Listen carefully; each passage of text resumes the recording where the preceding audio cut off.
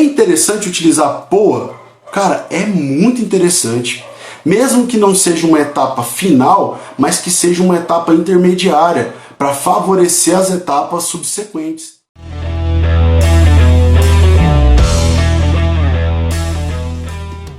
Quais são os tipos de processos oxidativos avançados que nós temos? O primeiro deles é um processo de Fenton. Quando você coloca nas condições certas, sais de ferro, e nesse caso tem que ser um ferro 2+, na presença de peróxido de hidrogênio, que é água oxigenada, tá? Para quem tem dúvidas sobre isso.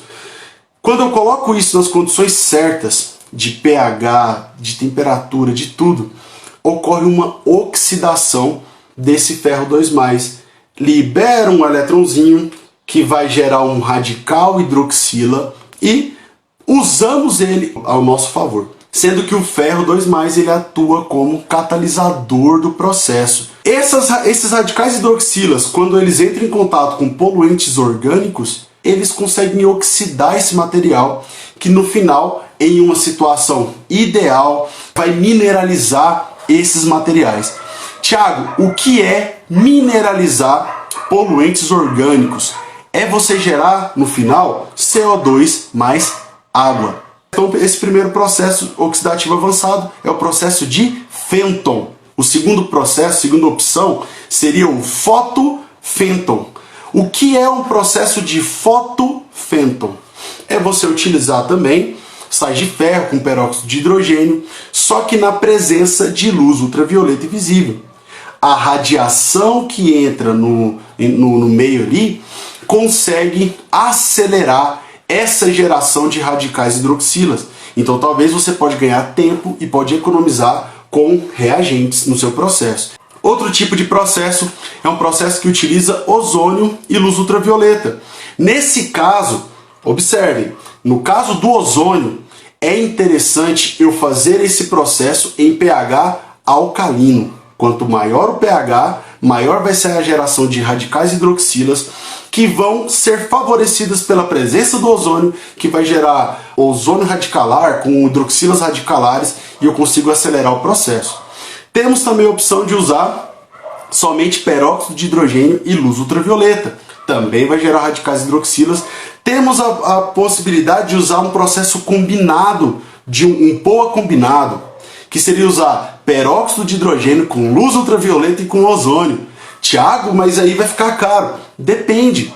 Tem alguns processos em que o material é tão recalcitrante, ele é tão difícil de ser tratado, que nós temos sim que colocar condições mais drásticas para que esse processo tenha efetividade.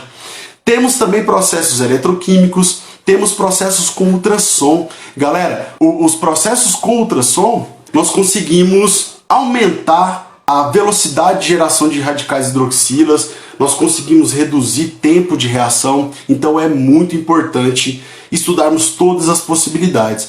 O que vai ser melhor ou pior para você depende de estudos de viabilidade técnica e econômica. Agora, o que é mais importante é que esse mecanismo é um mecanismo radicalar. Imagine que é um radical hidroxila. Nas ligações químicas, eu tenho um par de elétrons. Imagine que isso aqui eu estou representando só um elétronzinho. De tal forma que ele fica tão necessitado de emparelhar com outro elétron que ele vai atacar essa molécula. O que ele faz é isso aqui, galera.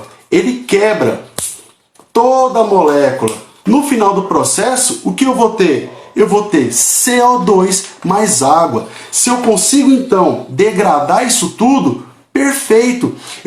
Esses radicais hidroxilas, eles são altamente reativos. Se eles são altamente reativos, eles vão conseguir degradar todas essas moléculas.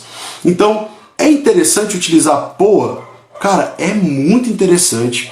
Mesmo que não seja uma etapa final, mas que seja uma etapa intermediária, para favorecer as etapas subsequentes. Nesse caso, então, eu tenho essa geração de radicais hidroxilas que são reativos, que vão conseguir fazer essa degradação e no final vai ter CO2 e água. Ao contrário lá do processo de adsorção, eu não tenho resíduo. Tiago, mas e quando se trata de um processo de Fenton, por exemplo?